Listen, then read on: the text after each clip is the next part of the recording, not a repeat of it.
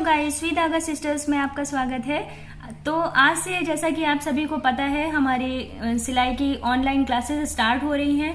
तो होप आप लोगों को अच्छी लगेगी। अगर आप लोगों को आज की क्लासेस अच्छी लगे तो आप प्लीज़ वीडियो को लाइक करें, ज़्यादा से ज़्यादा शेयर भी करें, जिसमें कि और भी लोग हम लोगों की वीडियोज़ से कुछ सीख पाएँ।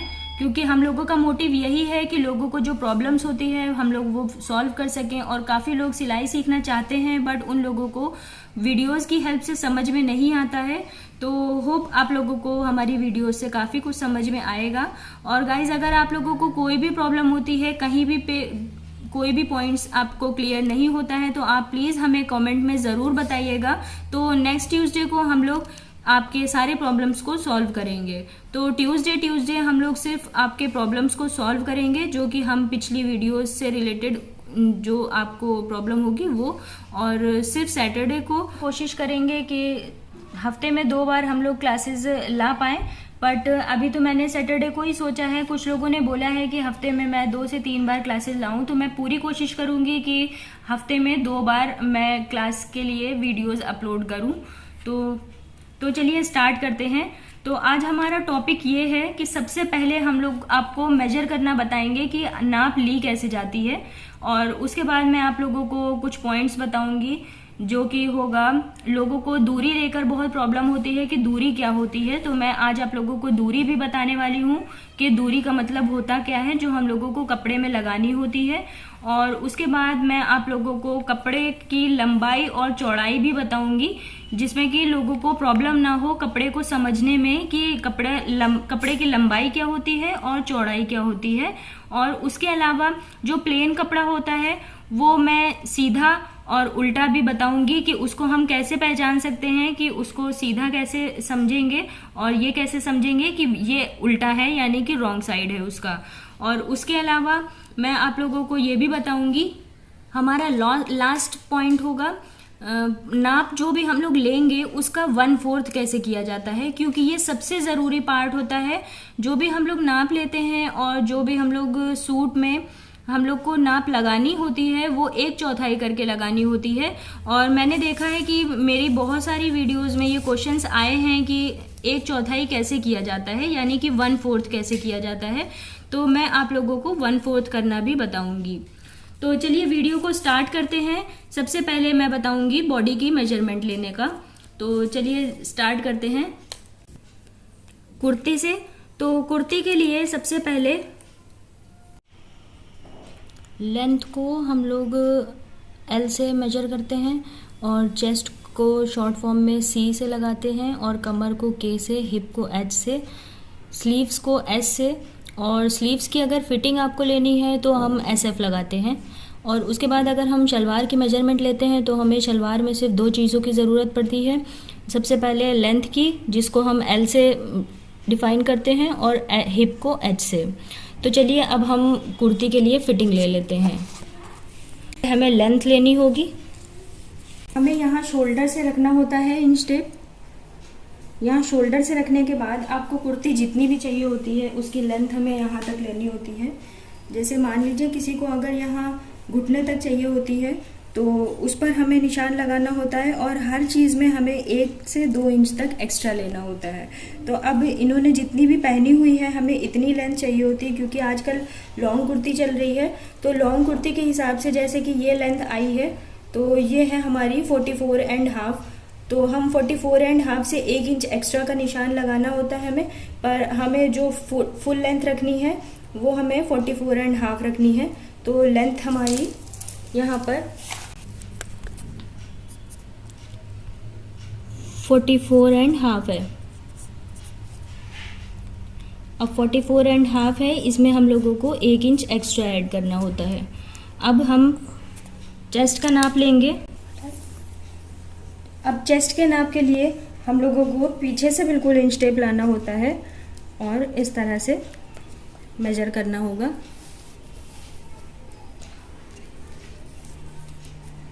और ये हमारा आ रहा है 30 तो जैसे ये 35 आ रहा है, हम लोगों को यहाँ पर एक उंगली जो है वो हम लोगों को यहाँ पर रखनी होती है। बिल्कुल हमें फिटिंग नहीं रखनी होती, क्योंकि सिलाई के टाइम पे ये बहुत फिटिंग हो जाता है। तो एक हमें यहाँ पर उंगली अंदर डाल के इस तरह से मेजर करना होता है, तो थोड़ी सी लूजिंग हो जाती है। तो चलिए अब हम 35 का निशान लगा देते हैं। तो ये चेस्ट हमारा 35 हो गया है। अब इसमें हम लोगों को एक्स्ट्रा लेना होता है 2 इंच का। 2 से 2.5 इंच ले सकते हैं, पर 2 इंच से कम नहीं ले सकते। तो चलिए अब कमर को नाप लेते हैं। जिनका भी आप सूट बना रहे हैं, अगर वो स्लिम है तो आपको सिर्फ कमर का नाप लेना होगा। पर अगर कोई हेल्दी पर्सन है जिसका पेट निकला हुआ है, तो आपको उनके बेली का भी नाप लेना होगा। यानी कि जहाँ पर अभी मैंने कमर पर लगाया हुआ है, तो आपको इसको थोड़ा सा नीचे शिफ्ट करके यहाँ पेट की जगह पे आपको नाप लेना होगा। तो ये जो है ये स्लिम है, तो मैं यहाँ पर ऊपर से ही सिर्फ कमर की ही नाप लूँगी। और जैसा कि मैंने बताया, हमें एक उंगली इस तरफ से रखनी होती है। तो ये आ रहा है 31, तो 31 का मैं लूँगी।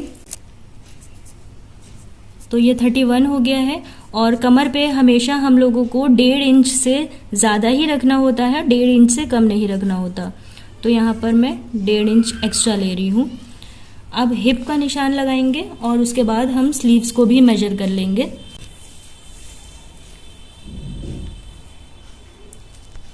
कुर्ती के लिए हम लोगों को हिप नापना होता है, पर अगर आप फ्रॉक बना रहे हैं किसी की, तो फ्रॉक में हम लोगों को हिप नापना नहीं पड़ता।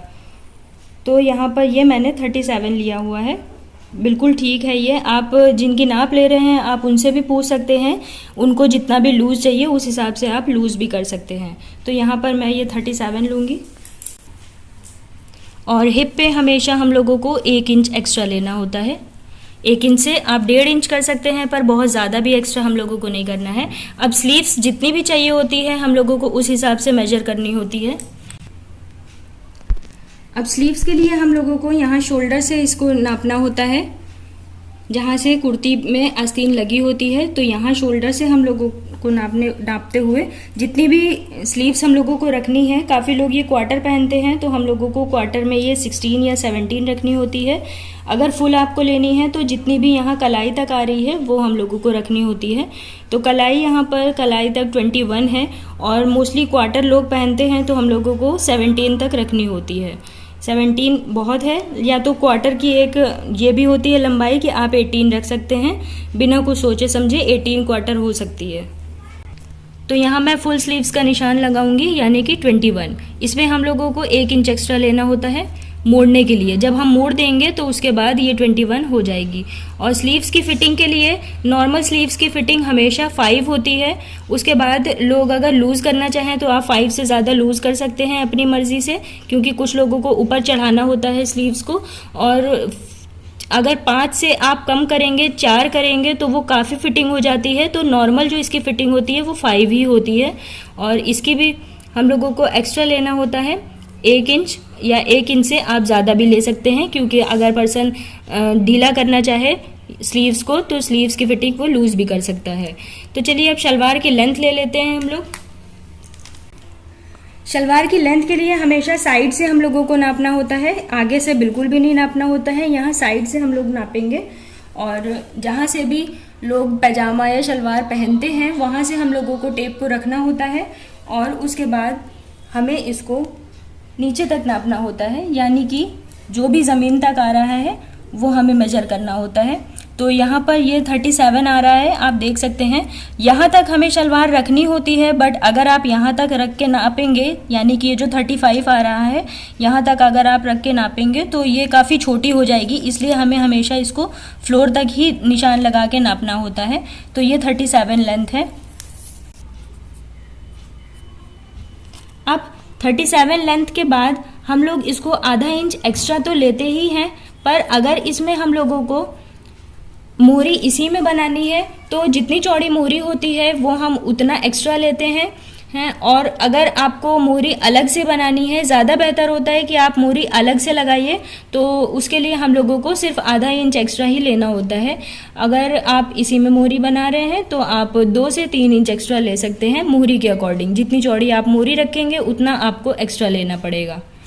अब हिप, जैसा कि हिप की नाप मेरे पास है कुर्ती के हिसाब से 37 है, तो इसमें भी हम लोग 37 तो पूरी नहीं रख सकते, पर नॉर्मल लोगों की जो हिप होती है, शलवार की जो बेल्ट हमें करनी होती है, तो बेल्ट के लिए हम लोगों को यहाँ पर 23 या फिर 24 हमें रखनी होती है।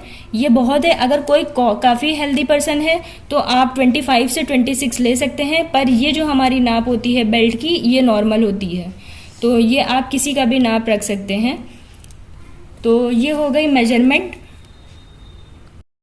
तो ये तो हमारी पूरी मेजरमेंट हो गई है। अब मेजरमेंट के बाद अब मैं आप लोगों को 1/4 करना बताऊंगी। तो 1/4 का निशान हमें लगाना बहुत ज़रूरी होता है, इसलिए तो सबसे पहले 44.5 है, तो हम लोग 44.5 का 1 इंच एक्स्ट्रा को हम लोग छोड़ देंगे। ये तो लेंथ होती है, लेंथ का हमें 1/4 नहीं करना होता है। चेस्ट है, चेस्ट जैसे कि 35 है, तो अभी हम ये एक्स्ट्रा वाले निशान को हटा के सिर्फ चेस्ट के निशान पर आएंगे, और ये जो 35 है, 35 का हम लोग 1/4 करेंगे। तो अब अगर आप बहुत जल्दी कैलकुलेशन कर लेते हैं तो वो ठीक है, वो आप 1/4 लगा के तुरंत कर सकते हैं। पर सबसे इजी मेथड होता है कि आपके पास जो इंच टेप होगा, इसमें आप सबसे पहले 35 को लेंगे, ये रहा, और इसमें जो पीछे का है इसके बराबर से हम लोगों को इसको पकड़ना होता है इस तरह से, और फिर हम लोगों को इसको, तो ये 35 पर हम लोग ने लगा लिया है।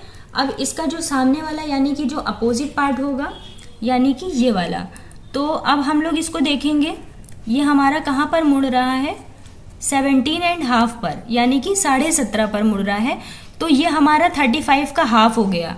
अब हम लोग इसको 1/4 करेंगे, तो 1/4 के लिए ये 35 वाला जो हम लोगों का ये नीचे वाला हम लोग पकड़े हुए हैं, इसे पकड़े रहेंगे, और इसके बाद हम लोग इसको 20 से एक बार और मोड़ेंगे, यानी कि आपको ये इंच टेप जो है आपका, इसकी 4 लेयर बनानी होगी। तो ये देखिए हमारे पास 4 लेयर बन रही है, 1 2 3 4। तो इसको हम लोग यहाँ 17.5 पर मुड़ रहा था, अब 17.5 को पकड़ के 35 पर लेकर आएंगे इस तरह से, और इसको इस तरह से मोड़ेंगे फिर से। जब हम इसको मोड़ देंगे तो हम लोगों को इसके अंदर का जो हम लोग मिलेगा, यानी कि जहाँ से ये अंदर की तरफ मुड़ रहा है, वो हम लोगों को मिलेगा 8.25। होप आप लोगों को समझ में आ रहा होगा। फिर से मैं आप लोगों को दिखाती हूँ। इसे हमें 4 भाग में करना है, यानी कि जो 35 है वो हम लोगों को 35 को हम लोगों को 4 भाग में बांटना होगा।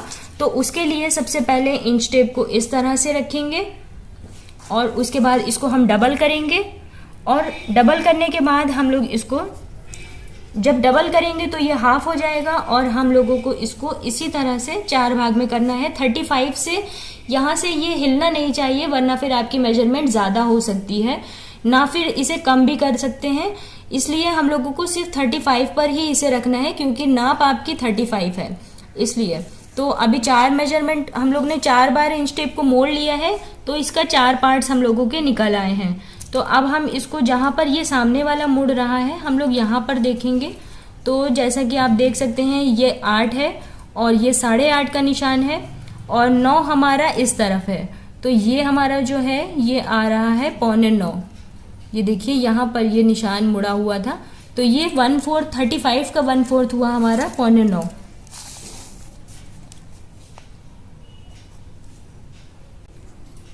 तो यहाँ पर मैंने 8.25 का निशान लगा लिया है। यहाँ पर थोड़ा गड़बड़ हो गया है, थोड़ा रफ हो गया है, ये मैंने 8.8 लिखा हुआ है। आप इसको ऐसे करके नाप सकते हैं, जैसा कि ये हमारा 5 आता है, 8.5 8.5। उसके बाद हम लोग ये इसमें जितनी भी लाइंस आती है उसको नाप लेंगे, और ये 8.8 होगा। तो अब कमर पर आते हैं। तो चलिए अब कमर का 1/4 करते हैं। जैसा कि मैंने बताया हमें एक्स्ट्रा वाले को नहीं नापना है, तो इसे हम इस तरह से छुपा लेंगे, और जो 31 होगा 31 का 1/4 करेंगे। तो चलिए फिर से हम लोग इंच टेप को इस तरह से रखते हैं, और 31 का निशान इस तरह से रख लेंगे। उसके बाद हम लोग बिल्कुल बराबर से अपने टेप को 4 लेयर में बनाएंगे। इस तरह से करने के बाद 31 पर ही इसे लेकर जाएंगे, और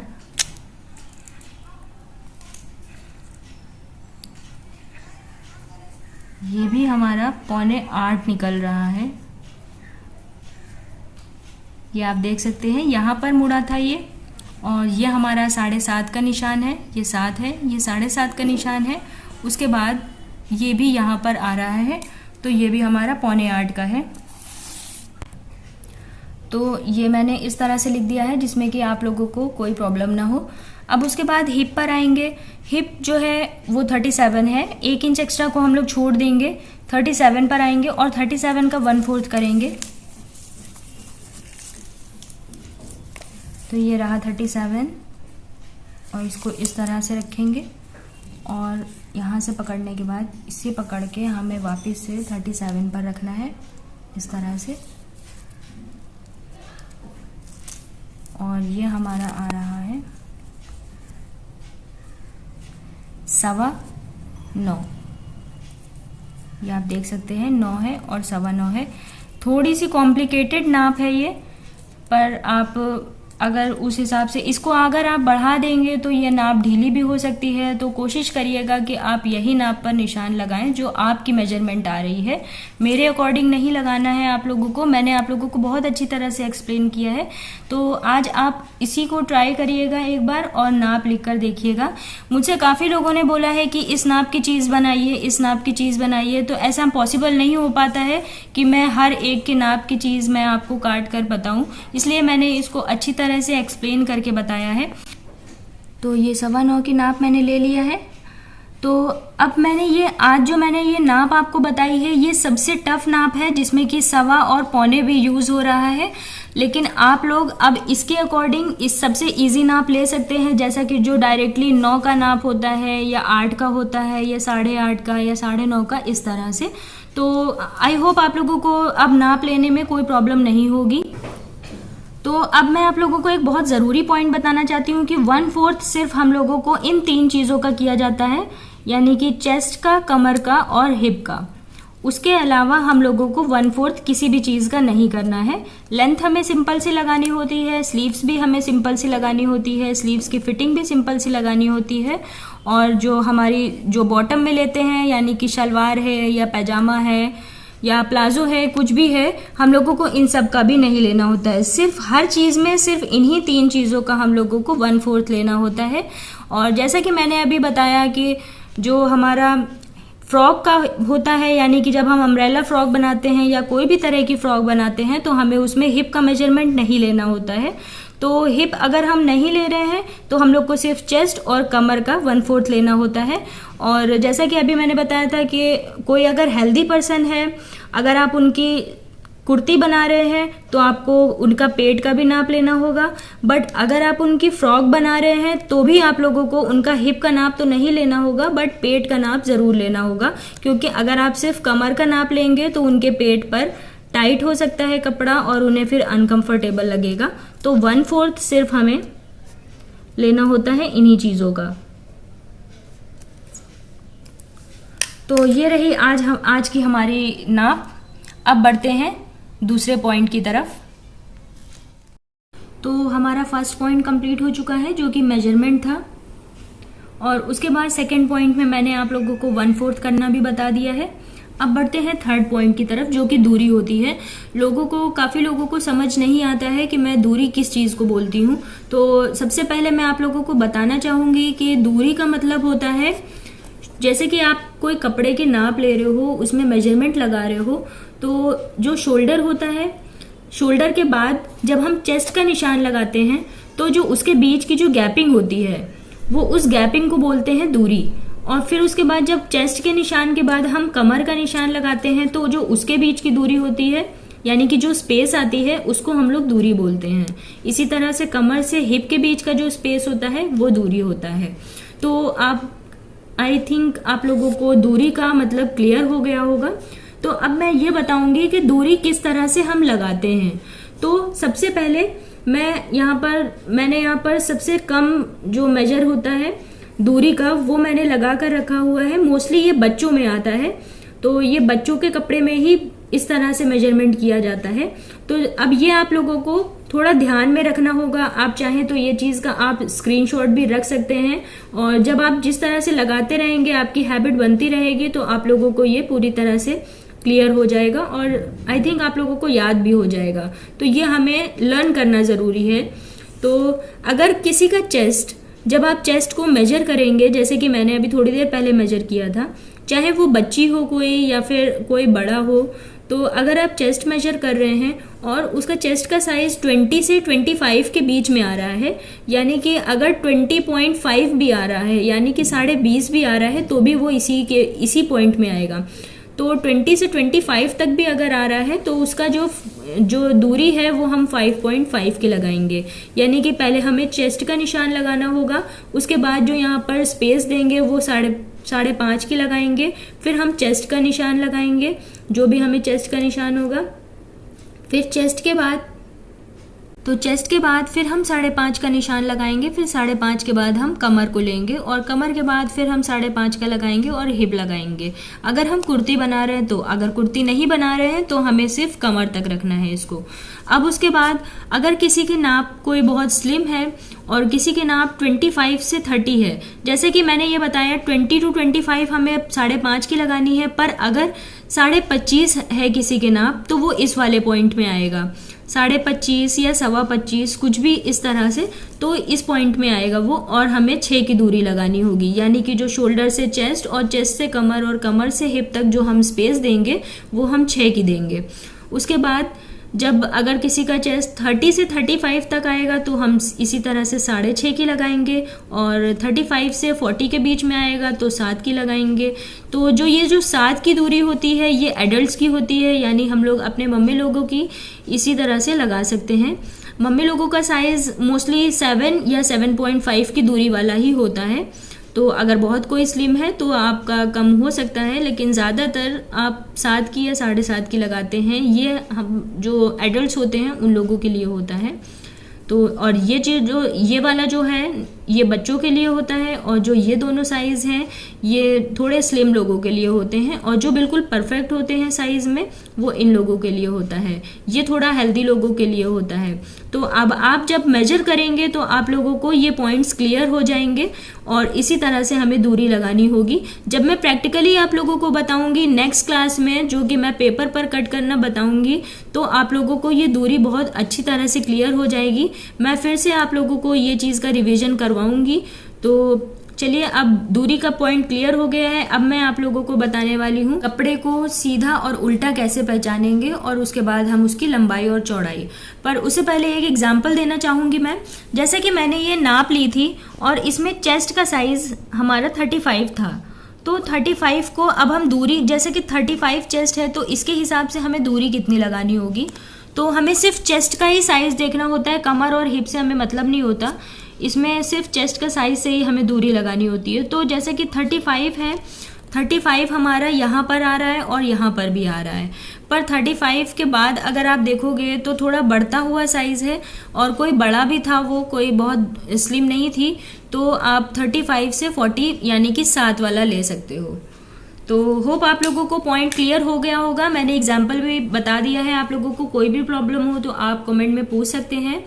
तो चलिए अब बढ़ते हैं नेक्स्ट पॉइंट की तरफ बढ़ते हैं, और आप लोगों को बताएंगे कि कपड़े को हम, प्लेन कपड़े को हम कैसे पहचानेंगे कि ये सीधा इसमें कौन सा है और उल्टा कौन सा है, यानी कि राइट साइड कौन सा है और लेफ्ट साइड कौन सा है, यानी कि रॉन्ग साइड कौन सा है। तो चलिए आगे बढ़ते हैं। तो जैसे कि आप सब देख सकते हैं, मैंने यहाँ पर एक कपड़ा लिया हुआ है जो कि प्लेन कपड़ा है और कॉटन का कपड़ा है। तो अब मैं आप लोगों को इसको सीधा और उल्टा बताने वाली हूँ।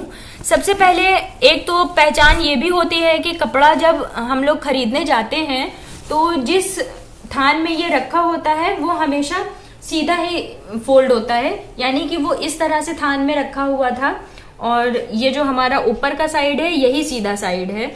और काफी बार ऐसा होता है कि कॉटन के कपड़े में शाइनिंग दी होती है, तो आप शाइनिंग से भी समझ सकते हैं कि ये सीधा साइड है जिस तरफ शाइनिंग होती है, और जिस तरफ शाइनिंग नहीं होती है यानी कि वो रॉन्ग साइड होता है, वो उल्टा साइड होता है। तो और बहुत से कॉटन के कपड़े ऐसे होते हैं जिसमें शाइनिंग भी नहीं दी होती है, और कुछ लोग ऐसे दे जाते हैं कि वो तय किया हुआ रखा होता है और उल्टा भी हो सकता है तहा हो। और ये क्रीज भी इस तरह से दी होती है, जिस तरफ भी क्रीज होती है ऊपर की तरफ, यानी कि वो हमारा राइट साइड है। अब सबसे ज्यादा अगर आपके कपड़े में क्रीज भी नहीं है और बहुत ज्यादा श्रिंक है, मान लीजिए बहुत ज्यादा कपड़ा गुंजला हुआ है और प्रेस भी नहीं है, और किसी ने उसको खोलकर फिर से तहा दिया है और आपको समझ नहीं आ रहा है, शाइनिंग भी उसमें नहीं है, तो आप लोग को समझ में अगर नहीं आ रहा है किस तरह से आप पहचानेंगे, तो कपड़े में हमेशा एक इस तरह से किनारी दी होती है। तो इस किनारी को अगर आप ध्यान से देखोगे तो इस तरह से इसमें डॉट्स दिए होते हैं।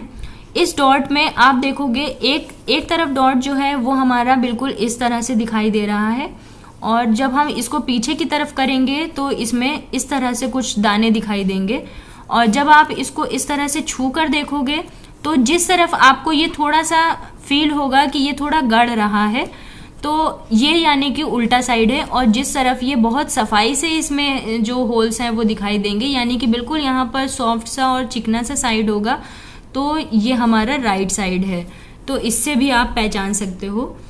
तो ये मैंने आप लोगों को पहचान बता दी है कॉटन के कपड़े की, या फिर आप किसी भी कपड़े में इस तरह से पहचान सकते हो। अगर शाइनिंग दोनों साइड है तो भी आप इसकी किनारी देखकर ही पहचान सकते हो कि इसमें सीधा साइड कौन सा है और रॉन्ग साइड कौन सा है।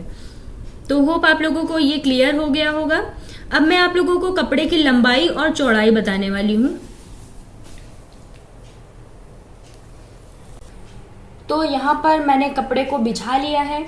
अब जिस तरफ आप बैठोगे तो उस तरफ कपड़े को इस तरह से रखना है, और जिस तरफ से आप देखोगे ये कपड़ा बंद है और एक साइड ये बंद होगा और एक साइड इस तरफ से कपड़े को काट के देते हैं। तो जिस तरह से दुकानदार जिस तरफ से कपड़े को काट के देता है वो हमारी लंबाई होती है, और जिस तरफ हमारी ये किनारी दी होती है, जैसा कि अभी मैंने बताया, तो जिस तरफ ये किनारी दी होती है वो हमारी चौड़ाई होती है। और कभी कभार ऐसा होता है कि आप रेशे से भी समझ सकते हो, जिसमें कि आप देख सकते हो इसमें जो फैब्रिक है वो इस तरह से जा रहा है। तो ये अगर फैब्रिक इस तरह से जाएगा यानी कि वो हमारी लंबाई है, और इस तरह से जाएगा तो चौड़ाई है। आप इससे बहुत अच्छी तरह से समझ सकते हो। ये जो किनारी दी होती है, ये जो किनारी होती है, ये हमेशा कपड़ा बेड़ा बेड़ा होता है। बहुत लोग मुझसे क्वेश्चन करते हैं कि बेड़ा मतलब क्या होता है। तो बेड़ा का मतलब चौड़ाई होती है, और चौड़ाई हमारी यही होती है कपड़े की, और लंबाई हमेशा लेंथ में आती है। अगर आप 2 मीटर से ज्यादा कपड़ा लोगे, यानी कि 2.5 मीटर लोगे, 3 मीटर लोगे, तो कपड़ा आपका यहाँ से बढ़ेगा, यहाँ से नहीं बढ़ेगा। तो यहाँ से अगर कपड़ा नहीं बढ़ेगा यानी कि चौड़ाई है, वो तो कपड़े में हमेशा ही दी होती है। बहुत से कपड़े चौड़ाई में आते हैं, काफी चौड़ाई में आते हैं, पर लंबाई हमेशा यहाँ से बढ़ती है। अगर आप पैजामा बना रहे हो, शलवार बना रहे हो या कुर्ती बना रहे हो, तो उस हिसाब से आप कपड़ा लेते हो, जैसे कि 2.5 मीटर या 3 मीटर, तो आप लंबाई यहाँ से बढ़ाते हो। तो हमेशा जब दुकानदार आपको कट करके देता है कपड़े को, यानी कि इस तरफ से कट करके देता है, तो ये हमारी लंबाई होती है। और कपड़े को हमेशा हमें इसी तरह से बिछाना होता है, इस तरह से नहीं बिछाना होता है।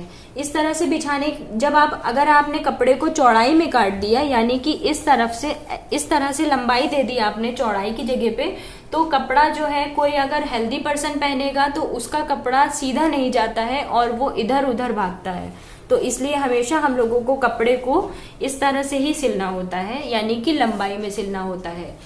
तो आज सारे पॉइंट्स मैंने क्लियर कर दिए हैं। होप आप लोगों को सब कुछ समझ में आया होगा अच्छी तरह से।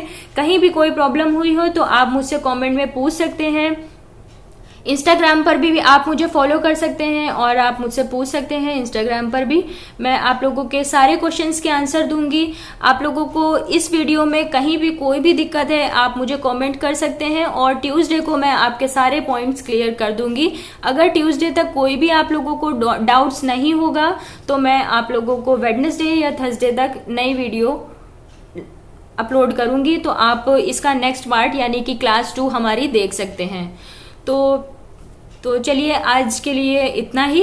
अगर आपको वीडियो अच्छी लगी हो, अच्छी तरह से सब समझ में आया हो, तो वीडियो को लाइक करें, शेयर करें, चैनल सब्सक्राइब ज़रूर करें और गाइस बेल बटन ज़रूर दबाइएगा, क्योंकि जब भी मैं क्लासेस के लिए वीडियो अपलोड करूँगी तो आप तक नोटिफिकेशंस पहुँच जाएंगे और इस तरह से आप मेरी वीडियो जल्दी से जल्दी देख सकते हैं।